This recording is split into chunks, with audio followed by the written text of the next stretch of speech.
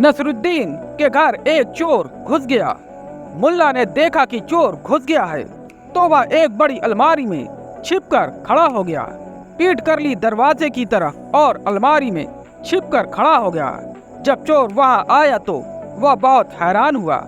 उसने दिया जब जलाकर देखा कि मुल्ला छिपा खड़ा है, उसने कहा, अरे नसरुद्दीन, हम तो सोचते थे तुम बड़े बहादुर आदमी हो और तुम इस तरह डर कर क्यों खड़े हो। नसरुद्दीन ने कहा कि बहादुर तो हम हैं ही, और या तुमसे किसने कहा कि हम डर कर खड़े हैं। हम तो शर्म के मारे खड़े हैं। 20 साल से इस मकान में हम रह रहे हैं। खोज खोज कर मर गए, कुछ न पाया। अब तुम खोजने आए हो। शर्म के मारे खड़े हैं कि तुम खाली हाथ लौटोगे।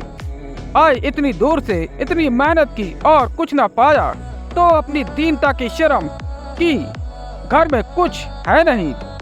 और अगर तुम राजी हो तो मैं भी तुम्हें साथ दूं खोजने में। 20 साल कोशिश करके यहाँ हमने कुछ खोज नहीं पाया। अगर तुम सिकंदरों से पूछो तो वे भी आखिर में अलमारियों में छिपकर खड़े हो जाते हैं। कुछ नहीं पाया, शर्म के मारे खड़े हो जाते हैं। सिकंदर ने मरते वक्त कहा कि मेरे हाथ अर्थी के बाहर लटके रहने देना, क्योंकि मैं चाहता हूं कि लोग ठीक से देख ले कि मैं भी खाली हाथ जा रहा हूं और अकेली अर्थी है दुनिया में जो हाथ लटकी हुई निकली। क्योंकि सिकंदर की आज्ञा थी इसलिए मानी गई। उसके दोनों हाथ अर्थी के बाहर लटके थे। लाखों लोग उसकी अर्थी को देखने इकट्ठे हुए थे। पूछने लगे कि यह क्या मामला है, इस तरह की अर्थी कभी नहीं देखी।